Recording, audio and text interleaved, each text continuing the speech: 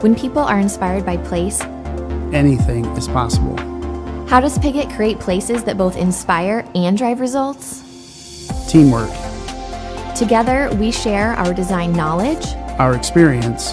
Our creativity, and our attention to detail. We work together to support your project Realize your goals. and help you better meet the needs of today without compromising the needs of tomorrow. Ready to elevate your space? Let's work together.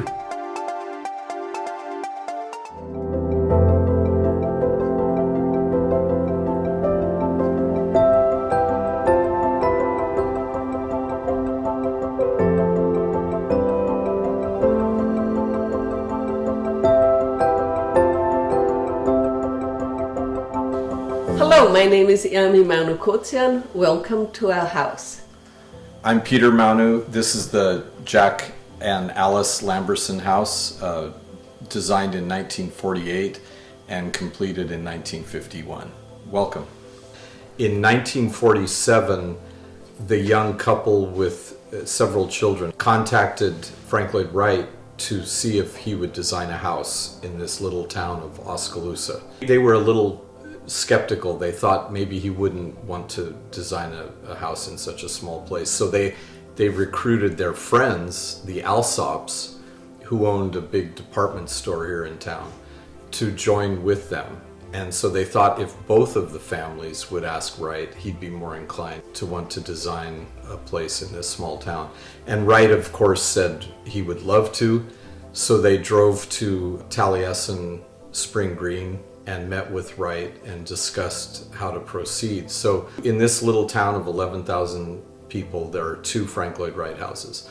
So the house is designed on a 4-foot module, but what's unique is that even though this is a 4-foot square floor grid, the house itself moves in equilateral triangles against that. So because I'm a musician, I think of it in musical terms. It's a waltz and a march happening simultaneously. And this is one of the only, I don't think there's another Wright house that does that. Usually if the plan is based on a triangle, that's reflected in the floor grid. But here he's moving, it's 3 against 4. The geometry of this house is astounding and very complex. I would imagine that much of the time was spent with the carpenters just scratching their head trying to figure out how to lay these triangles on top of these squares. But they did it. The materials of the house, it's constructed with redwood, concrete, glass, and brick. And the brick is all Oskaloosa brick because Oskaloosa, the town that we're in here, had its own foundry. And so all of the brick was local.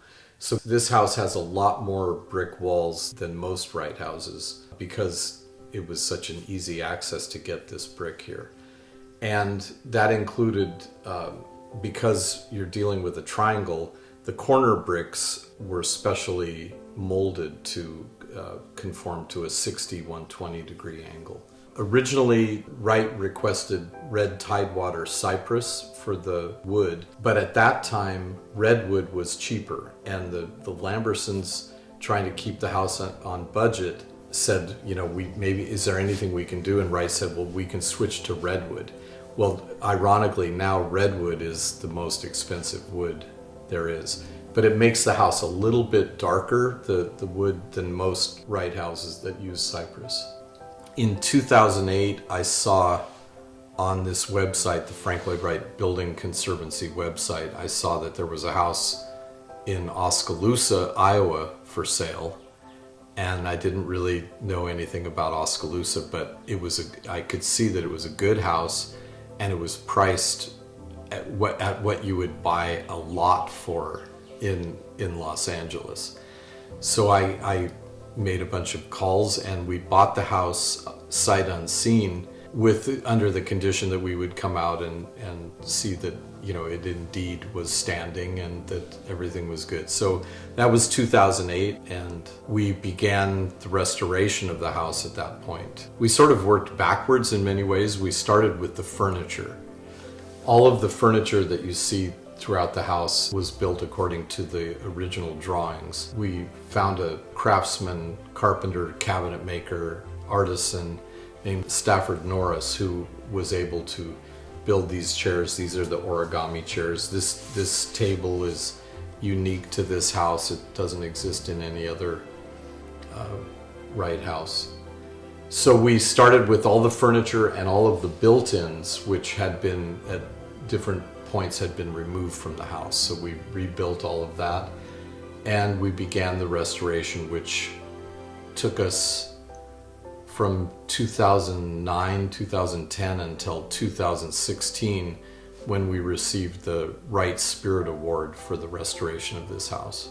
So Stafford was sort of the savior of this place. He even built this lamp. One day he just showed up with this and he gave us this lamp because he said there are many of these Taliesin Frank Lloyd Wright designed lamps, but they're always designed out of oak or some other wood. And he said, your house is redwood, you need a redwood lamp.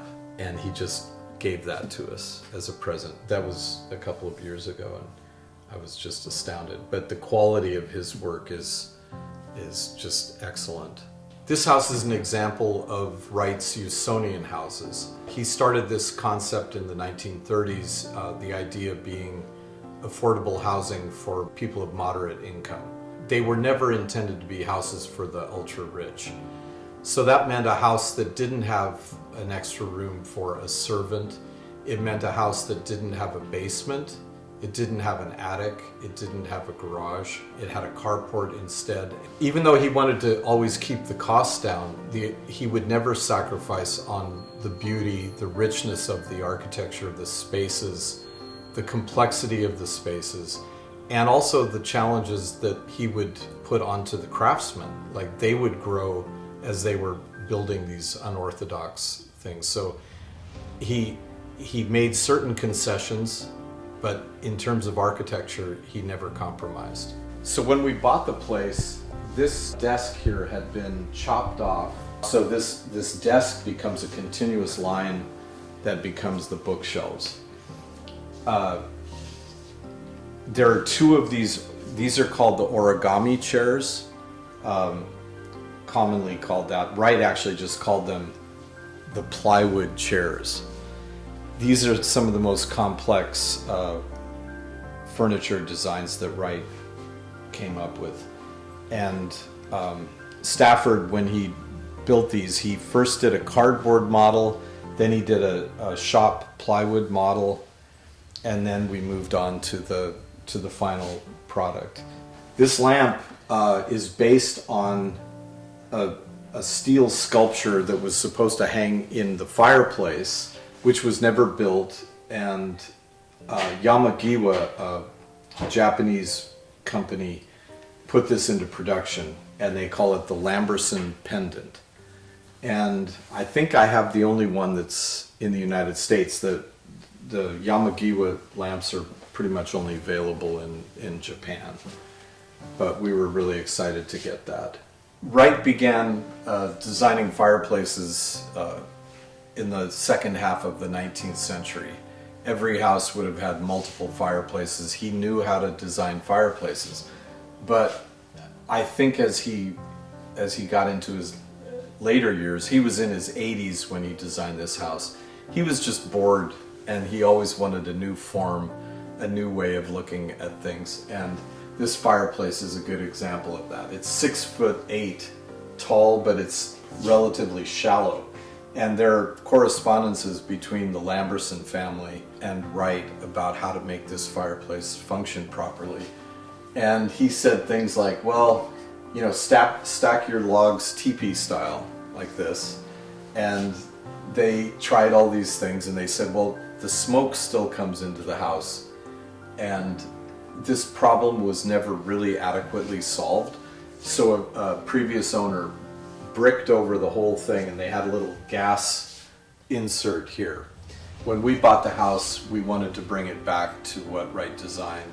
So all of the brick was removed, and this is what Wright designed including the fireplace grate, which I had mentioned Stafford Norris. His brother happens to be a welder, and he welded the fireplace grate. Here are the original fireplace tools to the house, still mounted on this brick wall. Here we see the dining table that Wright designed. It's a 6-sided table, and these hassocks were designed. Wright requested that 16 of these be built.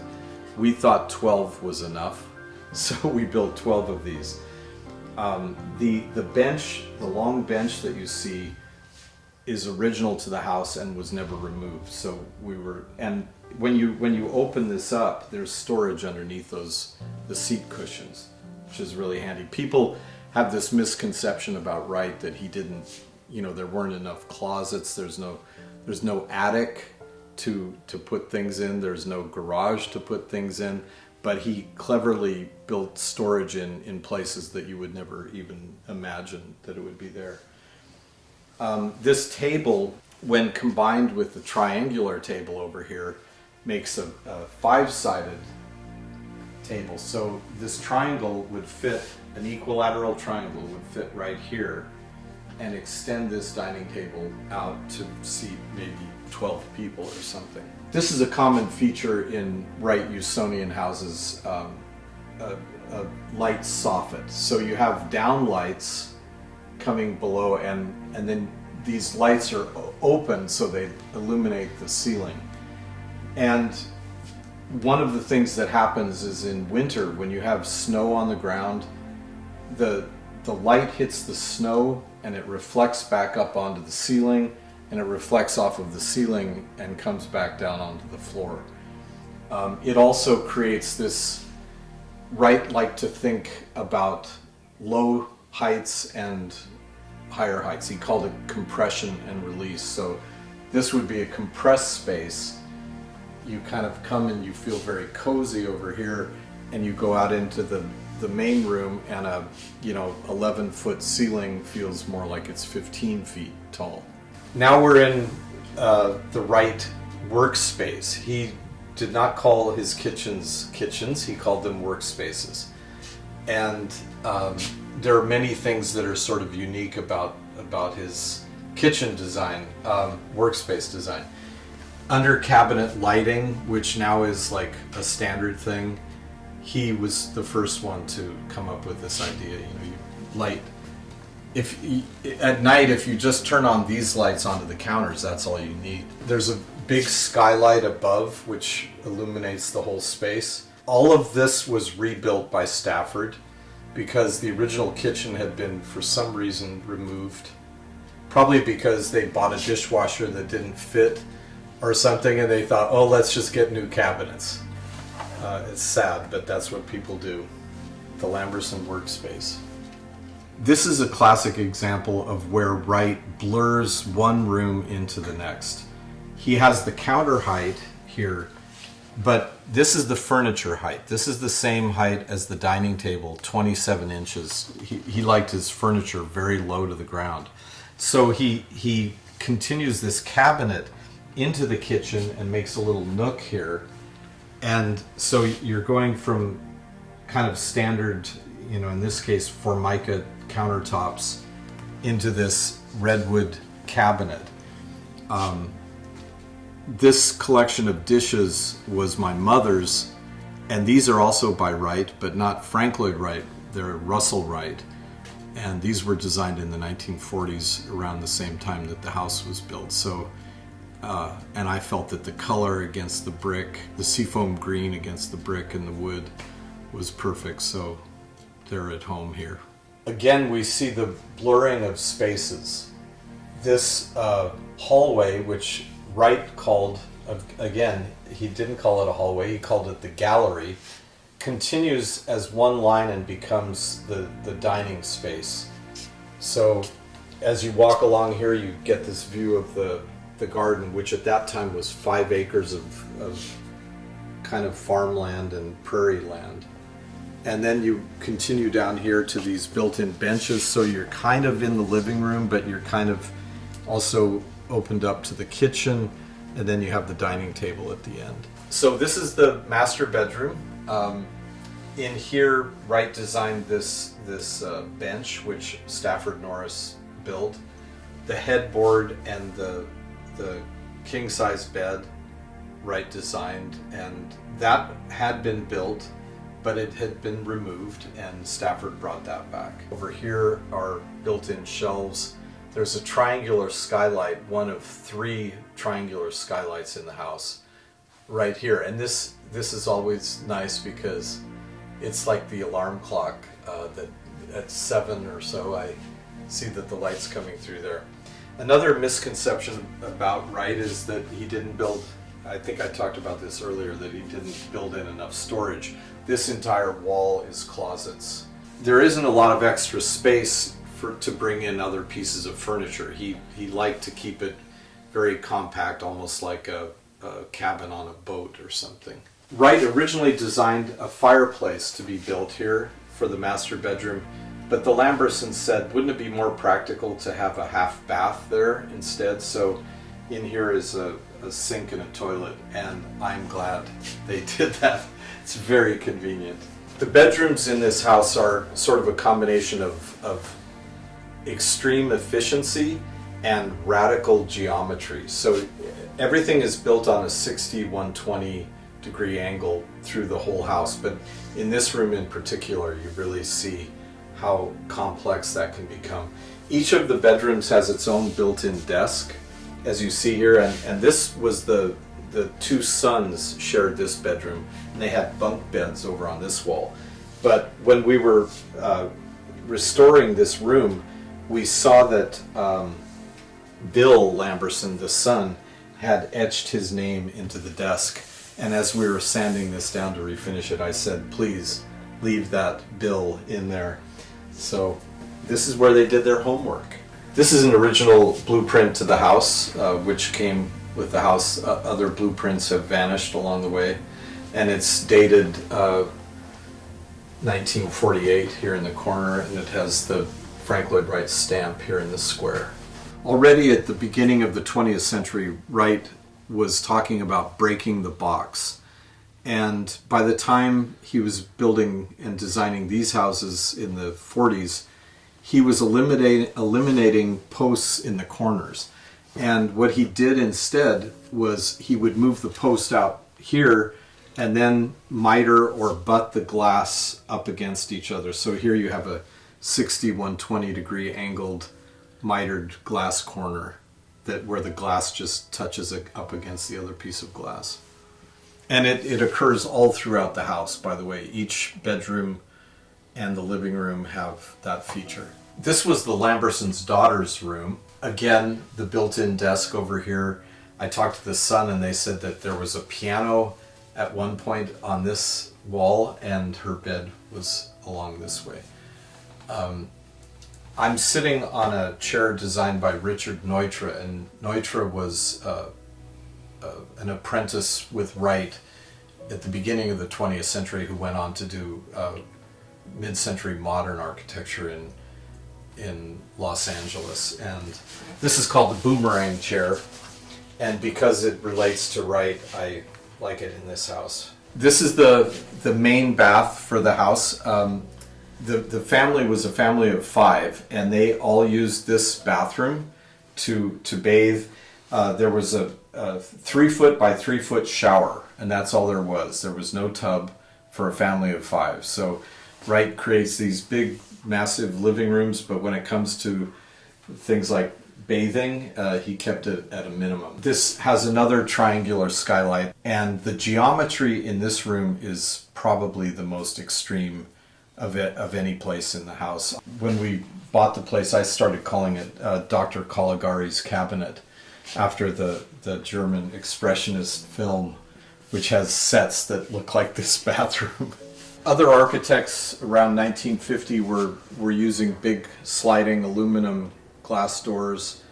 Wright, through the entire 50s, he still stuck with the French door. He loved the screens and the French doors opening out, in this case to the terrace, with a low wall around the terrace. And over here you see the line of these interior benches continues outdoors and becomes outdoor seating. Wright requested that the drive to the house be gravel. This was something that he was consistent with from the 1930s till he died in 1959. He called it a gravel court. I think he liked the idea of, from a practical point of view, that this would be good for drainage, but also it has a certain Japanese quality. It's almost like the raked Japanese Zen garden with gravel. So you come up the gravel drive, you see this carport, and the geometry is a gigantic triangle that you park under. You enter onto the porch and you already get a hint of the internal geometry because you see the 4x4 grid scored into red concrete, and that surface continues on the same plane into the living area. When the house was completed in 1951, the two Wright houses in town were open for an open house, and over 9,000 people toured these houses. And the general consensus was that the Lamberson House looked like a ship riding the waves. And this was documented in House and Home magazine in 1958. You'll notice from the front of the house that the brick goes to about 3 feet, and then you have windows above, and that line of brick continues and becomes the terrace wall. Wright always talked about how to make a small house look really big. So this is an idea, this continuous line, again blurring the interior to the exterior. So when the Lambersons lived here, this was 5 acres of land. They had a small lawn in front of the house that wrapped around, but most of it was alfalfa fields and popcorn. So they supplemented his income from the Ford dealership by doing a little bit of small farming. What we've decided to do with the property, if we lived here full-time, we would turn this into a farm ourselves and grow everything. We do have a small vegetable garden, but we've mainly started planting trees. Planted about 350 trees. Many of those are willows and pine and spruce. We've also planted a lot of fruit trees, apricot, plum, cherry, pear, and apple. Life here at the Lamberson House is absolutely delightful, observing the changes of the seasons, the different light entering the house. The fact that the house really hugs the ground, you constantly feel this connection with nature, and that is priceless.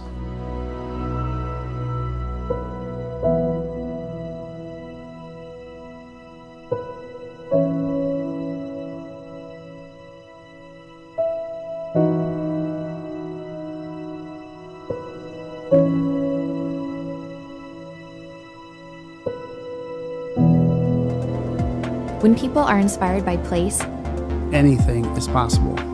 how does Pigott create places that both inspire and drive results? Teamwork, Together, we share our design knowledge our experience, our creativity, and our attention to detail. We work together to support your project realize your goals. and help you better meet the needs of today without compromising the needs of tomorrow. Ready to elevate your space? Let's work together.